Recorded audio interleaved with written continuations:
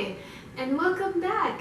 This is Unapologetic Book Nerd with me, Delfina Barriero, and here we become, you guess it, unapologetically book nerdy, where we talk about books and critically analyze books. We also talk about the book industry itself, and even books about the representation and what they can do, and just discuss everything. And on this episode, we will be reviewing the very popular YA novel, you probably guessed it, Empire of Storms by Sarah J. Maas, the fifth book of the Throne of Glass series. I'm going to do a non-spoilery review here in the beginning and a spoilery review later, and then more with a critical analysis. At the same time, towards the end, we'll be discussing kind of a controversial topic that's been in the book community surrounding this book and the author, and that I think is really important to discuss. And since this is the Unapologetic Book Nerd channel, we're going to discuss it unapologetically. Empire of Storms, we start, Aline declares that she's Queen of Teresa, and people kind of just like know, the rumors spread throughout the land, and they know that she is back. And she starts heading to Teresa, and that's where we start off in Empire of Storms. I'm not going to go any further than that, but what I am going to say are the brief things of what I did like and what I didn't like without going much into detail. Overall, I really like the book. In this book, Aline, you fell in love with Aline, you fall in love with her more. You fall in love more with her tactics, her cunning. She becomes way more cunning in this book. The reason why I love Aline so much is that you don't really see a character like that in other YA novels. I feel like authors are afraid to give their female characters negative traits, or traits that could be seen negative, but then use them as skills. Or they do it, but they do it so arbitrarily and it doesn't feel complex at all. Aline is a cunning, arrogant person, but that doesn't necessarily make her a bad person. And seeing those skills put in use is very interesting, and in this book you see it more. I love kind of Aline and Selena. I love that kind of character, and I love her in this book. At the same time, there are some characters I wanted to see more, but I didn't. And that's Lysandria, or Lysandria. It's Lysandria. My entire life has been a lie. Anyway, Lysandria was a big pivotal character in Queen of Shadows. She gets introduced, and in that book we kind of see her background, where she comes from, her relationship with Aline when she was Selena, and where she is now in the friendship between both of them. In this book, we mostly see her as the skills that she puts forth. We don't really see her narrative as much, and that was really upsetting because I really wanted to see more of Lysandria being Lysandria, and I didn't get to see that much, and her narrative wasn't as explored as much as it was in Queen of Shadows. Overall, the book was really interesting. I liked it, but it wasn't what you expect. If you come into this book thinking that you're gonna get battle scenes and you're gonna get a War of Iran, you're not gonna get it. You're not gonna get that just yet. Sarah J. Maas is a very cunning, cruel author because she's gonna make you wait for it, and she's gonna make you tease. There's definitely some epic battle scenes, there's definitely some epic fight scenes. It's not to the scale that we would like it, or that I would like it, but then again, she is building up. The book takes place like literally a couple of weeks after Aline is like, I'm Aline, and I'm Queen now, deal with it. War is building, like the blocks are being laid out, but nothing has truly happened, and I think it's in the last book is when shit will hit the fan. So that's it for the non-spoilery review. I hope you like it, I hope you read it, I hope you tell me what you like, because we're going to the spoilery review now. This is free reign, okay? You don't want to listen to this part of the video. No. Okay, let's start off with something that I personally was surprised with. It was Eldie and Lokrin. Is that how you pronounce it? Lokrin? Well, we're gonna go with Lokrin. In the Queen of Shadows, he goes to hunt down Aline, and he does it against Maeve's orders, but he thinks he does it because he thinks he knows what is best for her. And out of all of the people in Maeve's crew, he actually is kind of in love with Maeve, or like the idea of Maeve. But honestly, what is happening here, if you look through some more critical analysis lens, he's more emotionally dependent on Maeve. He basically has been blessed by the god of death, and that has alienated him and isolated him and hardened him throughout his entire life. And she is an emotionally manipulative, evil person. Like, she makes Euron in this book look like villains from Disney movies. Like, she is completely evil. LD and Lokren. Lokren runs into LD when LD's on her way to go see Aline, and she's just, you know, she is a cunning, very observant person. And in this book, I actually get to see what Mass wrote about her being a vigilant, observant person, because I didn't really get to see that in Queen of Shadows at all. I didn't really see her being a vigilant, observant person. I didn't really see it as a skill. In this one, you do. You do see how she picks out details, how she manipulates people into seeing what they want to see, and how she gets results after that. And how that is a surprising skill against Lokren. Lokren wasn't expecting that from her at all. And it's the initial intrigue that he has on her. And if this isn't any obvious, they do get together.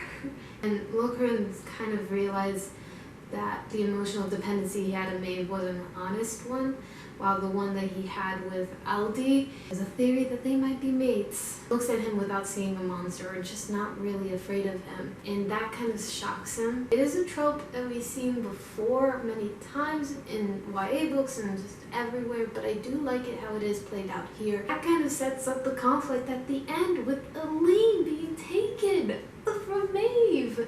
It does set up perfectly the conflict in the next book, and I find it to be really smart writing.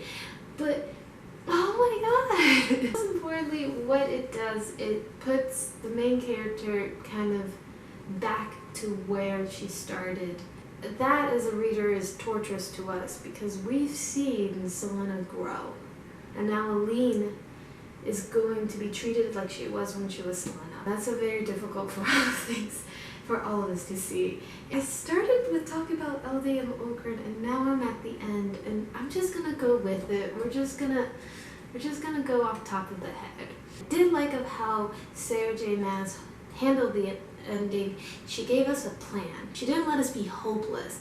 That's the thing I like. Lysandria is a shapeshifter, and she has some cool fucking badass scenes, but like I said in the non-spoiler review, I feel like her narrative wasn't completely developed, but I'm excited for her narrative in the next book, and I really hope it is, because she is basically Aline. She shapeshifts herself to be Aline, because Aline told her, before she told everyone else, what the plan was gonna be.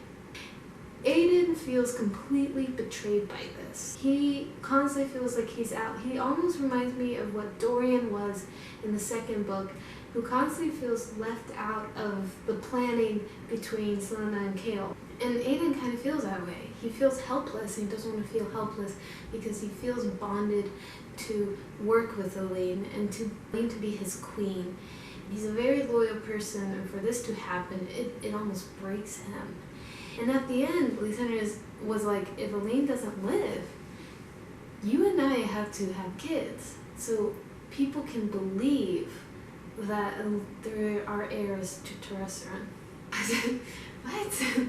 But it's a cunning plan that will work, or maybe it won't work, but it's a cunning plan, and it's just a reflection of Aline. Out of the whole fandom, most people were really excited about Lysandria and Aiden's development romantically. It kind of brings to me that point. I really liked it because there wasn't much, and what was there was mostly a conversation. And this is going to be the part where I start talking about the thing that I like most about Sarah J. Maas' books, the way she handles relationships. So you have a wide variety of how these relationships can be.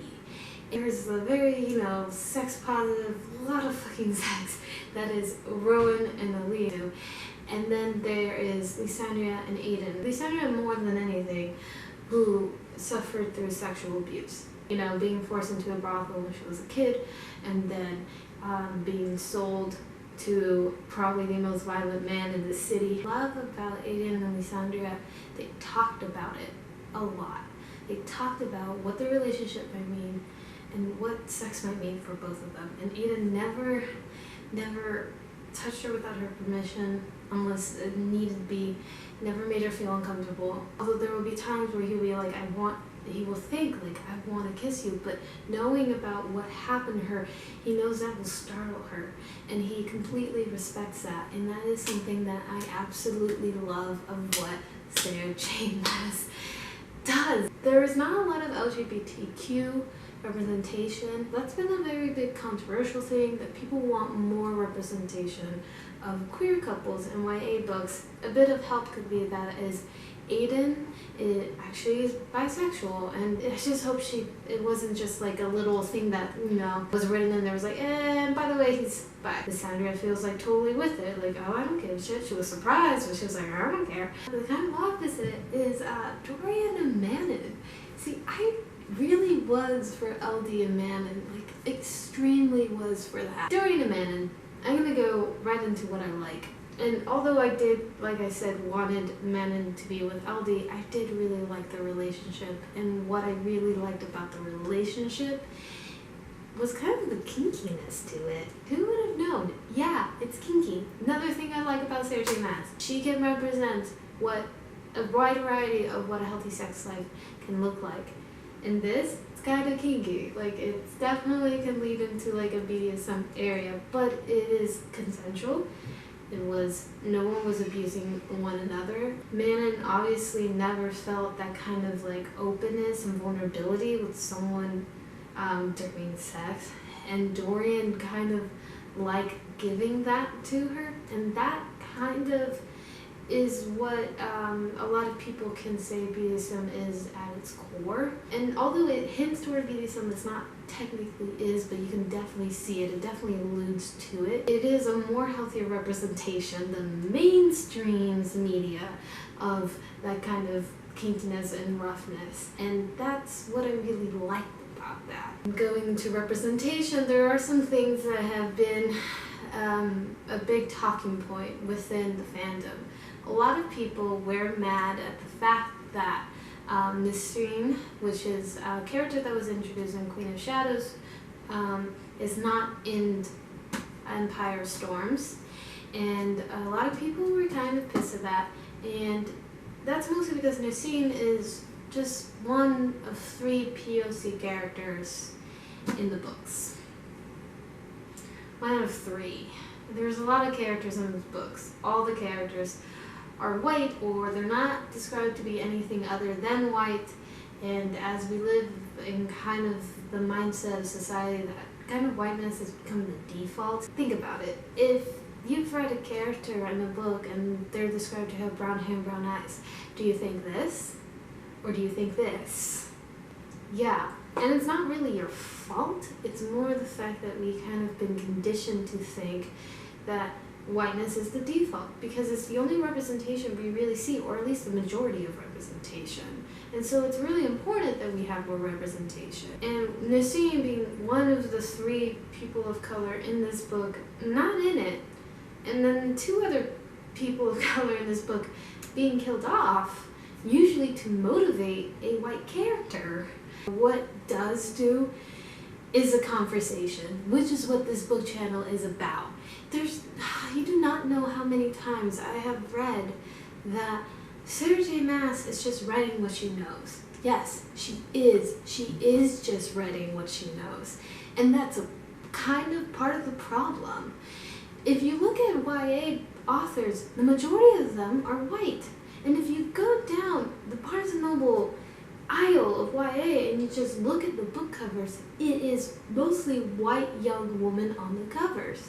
You see no variety. And no, this isn't particularly Sarah J. Maas' fault.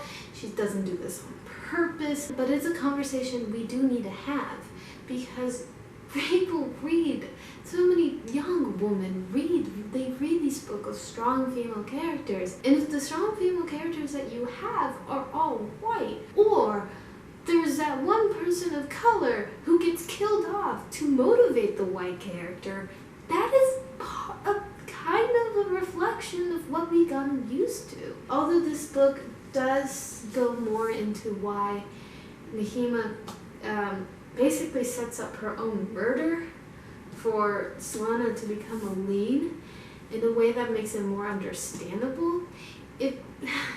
She's 1 out of 3. 1 out of 3. And I'm not going to tell Sarah J. Maas, hey, you need to write more people of color.